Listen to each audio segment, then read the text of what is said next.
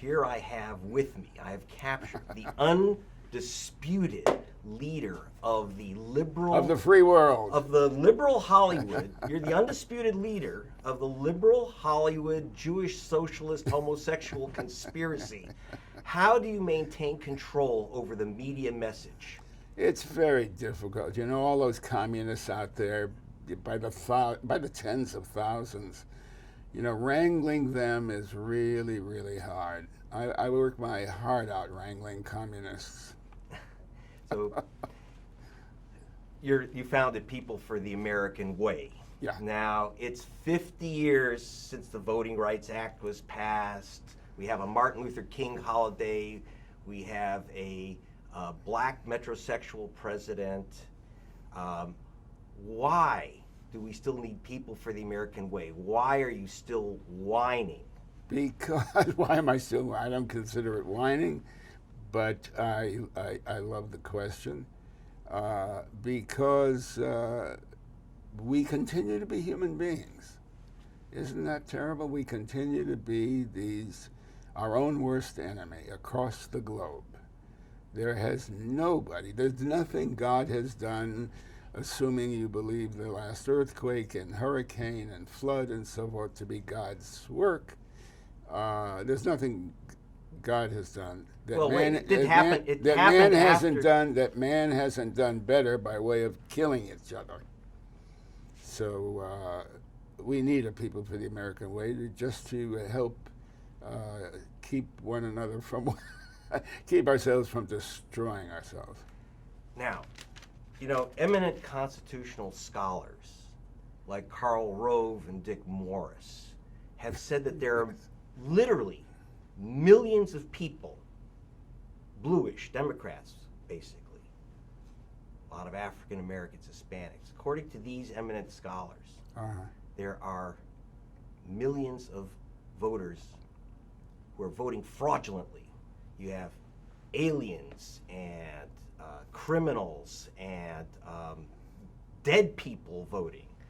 So why do you... Well, if you believe, you got to look at it, put their hat on, and look at it from their side. If you believe that poor people, that people who are struggling to make a living, that cannot keep kids in college, that cannot raise their kids adequately because they don't have sufficient funds, if you believe them to be automatically un-American, and if they have wrong skin color, and you believe them automatically to be un-American, you just have to keep them away from voting. Well, now but what I'm saying is that according to, like I say, the eminent scholars, Karl Rove and Dick Morris, well, if you believe... They are saying Fox. It's on Fox, by the way, so it's not like it's just made up. It's on Fox. It's on Fox. They've said that there are literally millions of people who are dead who are voting, who swam across the Rio Grande to vote. They're illegal aliens. There are people voting twice, 7 times, like this one guy, Willie Nelson. I found he voted 14 times. My God. And, you know, massive fraud. So what's your explanation for this massive fraud? And why do liberals... There is no massive fraud, but if one believes in Fox News, that is gospel.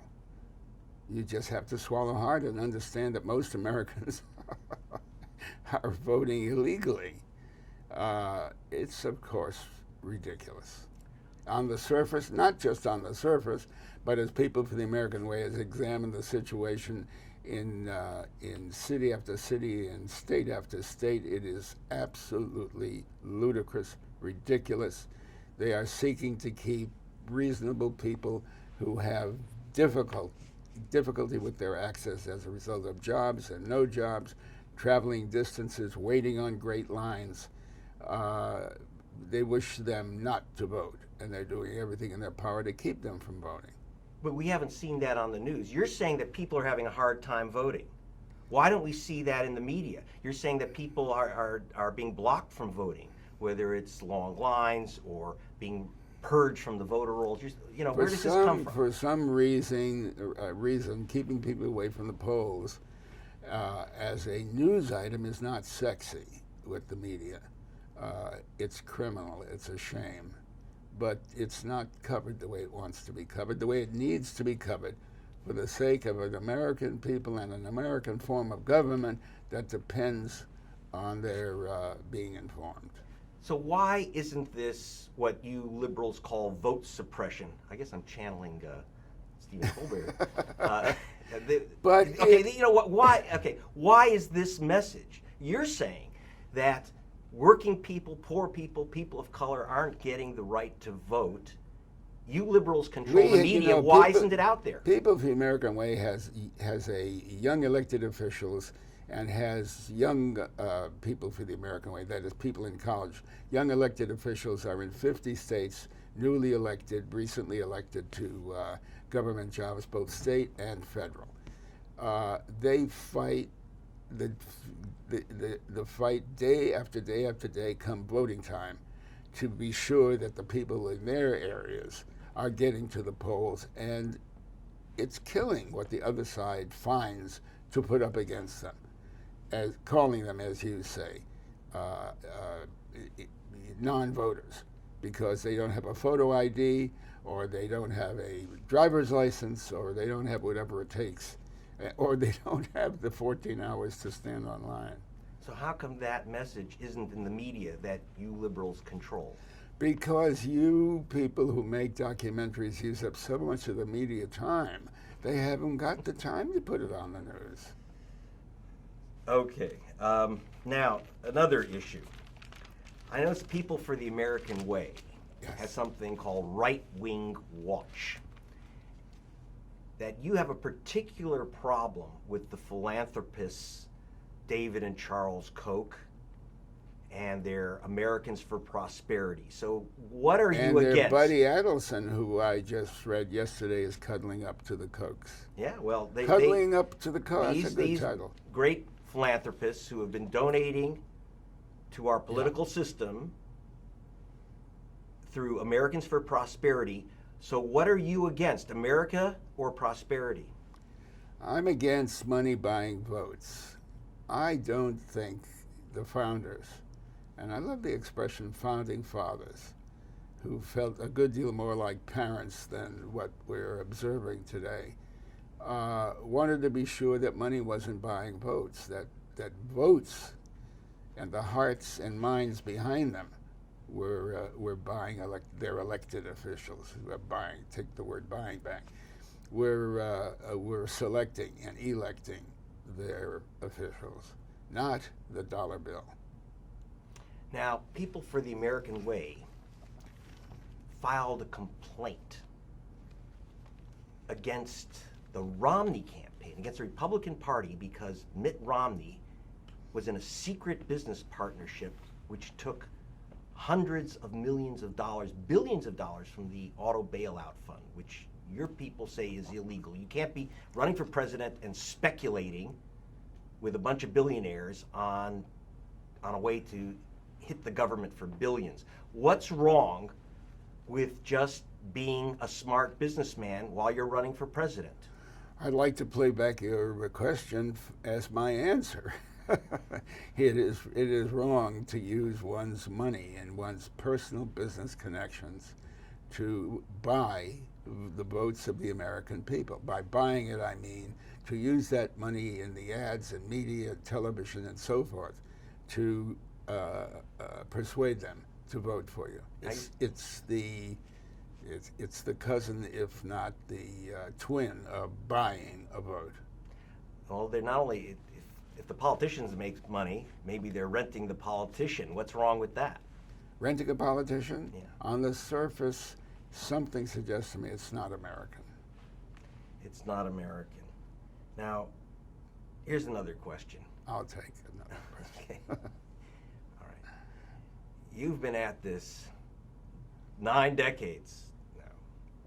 Okay. My God, did I hear that correctly? So what's your advice? How does this continue on? What do you say to people who want to say, and now stepping out of the Colbert voice, really, Norman, what should people do to stop this reversal of the Voting Rights Act, to stop the new Jim Crow?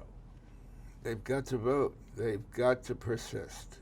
and it will turn around as the American people from the ground up begin to understand that their life is at stake. The lives of their children in a free country are at stake, and they will turn it around. It has happened before. It will happen again.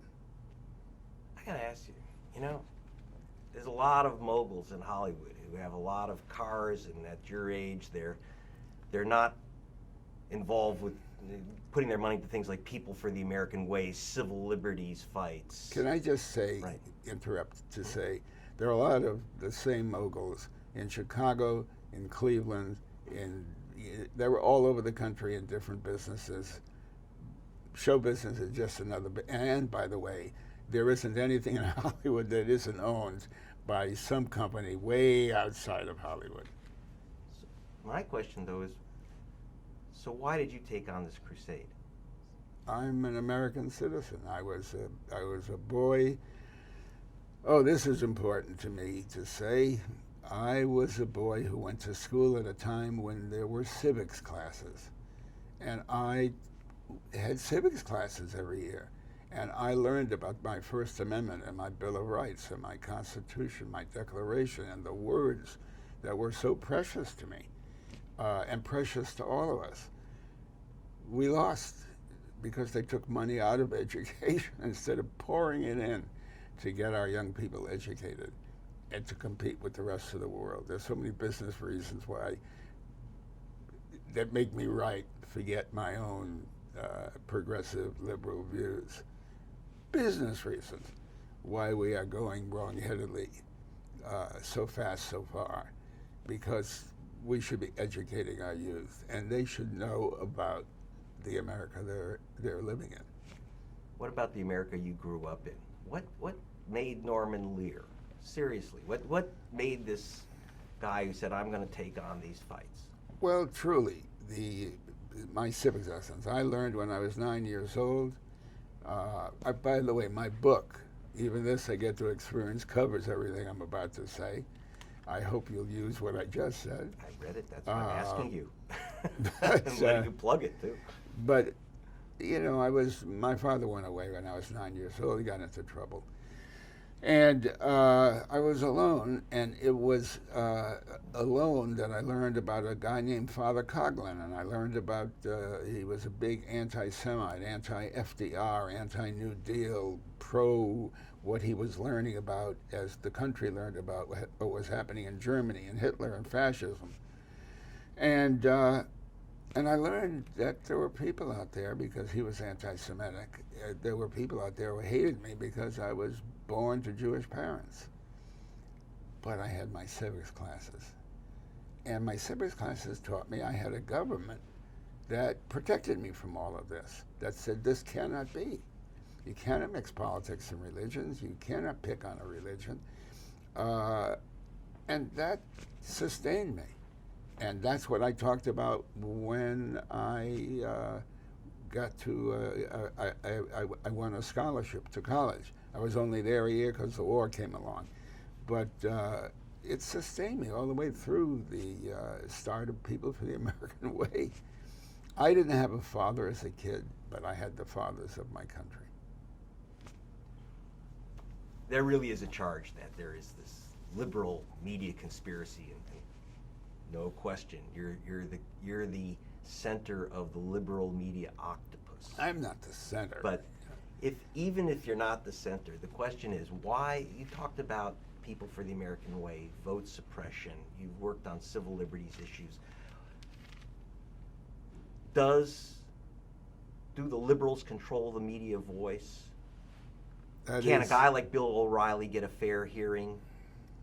Dick Morris get a fair hearing? How can they break through and get into the mainstream media with you controlling it? My heart breaks for Bill O'Reilly that he can't break into the mainstream media. The poor son of a gun. I feel so for him.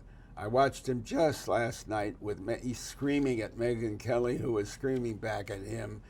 Both of them screaming about something people like me are doing so wrong wrong is to destroy our country, and I find them, if they weren't so dangerous, utterly laughable, and a network that would sustain them and sponsors that would sponsor them.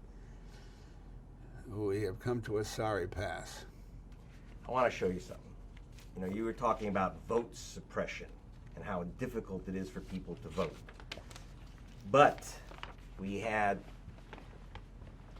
27 Republican secretaries of state have been going through their voter rolls and finding people who are voting twice in 2 different states. There must be a dozen of them Twice, in America. a million. There are 3 million people, maybe even 7 million people targeted as voting twice in the same election. That's how Obama won, according to this information. Yeah. Tell me how many people were tried and convicted of it. Well, none. But of course. But okay. I want to repeat your answer. None. Well, they're hard to. Isn't it difficult to find people who are voting twice? Look. This is literally from the inside documents, the lists of the people. These are the actual lists. I have the lists here. Yeah. That I got from the secretaries of state. Right. How many of them are 27 Republican secretaries of state are purging hundreds of thousands of voters, hundreds of thousands of voters from the voter rolls right now because they caught them voting twice in 2 different states. Let me just, here's an example. I bet you we won't find many that are black, will we? Well, take a look at this, okay, for example, and this is absolute stone cold evidence. This is what they're using. It says Christopher James Jackson voted in Georgia in 2012. Christopher James Jackson, and voted again, same election, as Christopher Robert Jackson in Virginia. I bet he flew there in his own plane. And Barbara Ann Jackson voted in Georgia, and then voted again, same election, in Virginia as Barbara Faye Jackson. This is the absolute proof of massive voter fraud. Oh, boy. But these people have actually lost their votes. Well, the people lost the vote because of this kind of chicanery. I mean, it's ridiculous. I have to ask the same question. This is America. So when was anybody tried and convicted of defrauding? I would not insist it can't happen and doesn't happen, but it's ridiculous. That's me. Could be a child. I never turn the phone off because You never know. of daughters. Now, you said to me, you asked me how many of these people are black.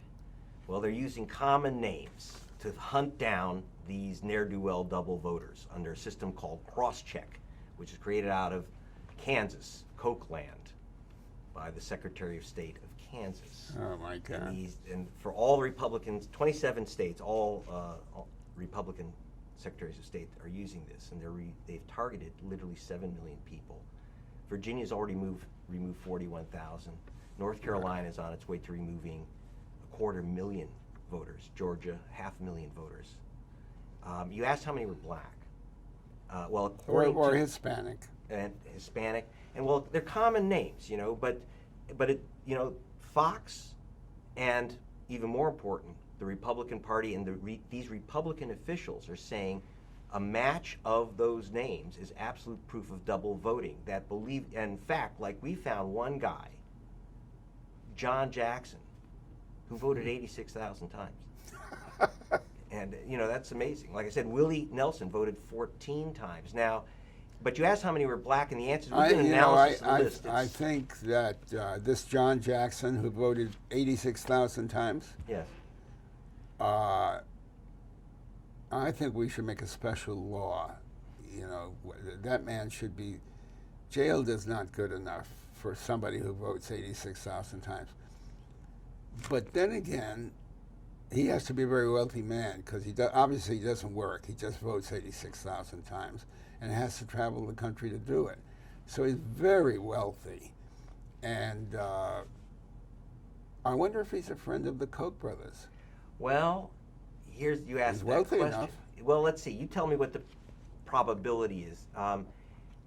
The vast majority of people with the last name Jackson are African American, and interestingly enough, our research found that 96% of the people named Garcia are Hispanic, and nearly 100% of the people named Chung are Asian American. Oh, I thought they'd be Jewish. And then, yeah, and Chung, no. and it's a very, so this list we've found is taking away, it's 63% more likely that you'll have a common name if you're a minority. Do you think that this is a way for them to maybe bleach the voter rolls white, or to get rid of double voters? Why does it sound to me like it might be to bleach the voter rolls white? I don't know. It's so peculiar that I would think that, isn't it? Given all of this evidence.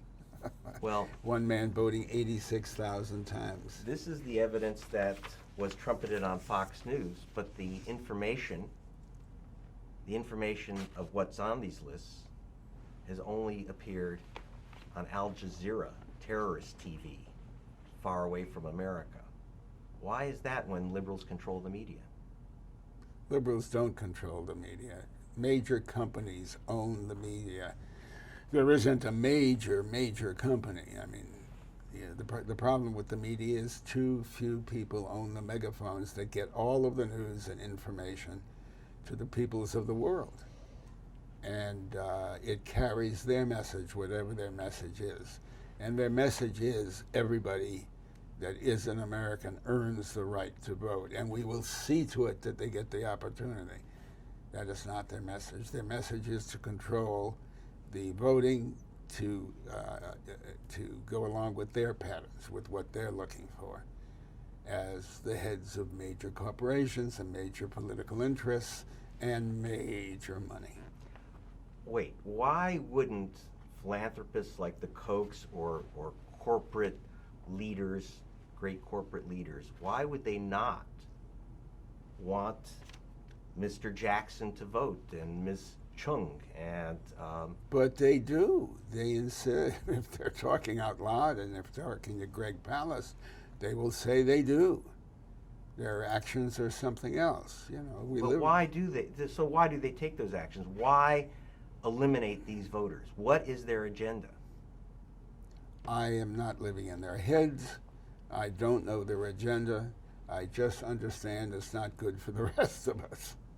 Not good when any American is denied his or her right to vote.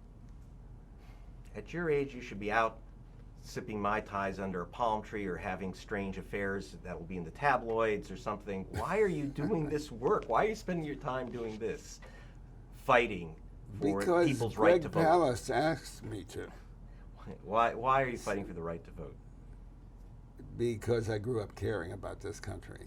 And I sit here at close to 93 telling you I care exactly as I did when I was 8, 9 years old. I love this country. But there was a time when we were in love with America. I don't question anybody's patriotism. Everybody runs around, or half of everybody, with a flag, and certainly the Congress. So you know they love the country because they're wearing a pin. But I grew up that way, and nothing's changed. The country has been terribly good to me. I wish it to be good, and I wish the world to be good for my kids and grandkids. And I care, and it's no big deal. I mean, I don't deserve a lot of credit for that. That's what I was born. We are all born to be. We were born lucky enough to be born here.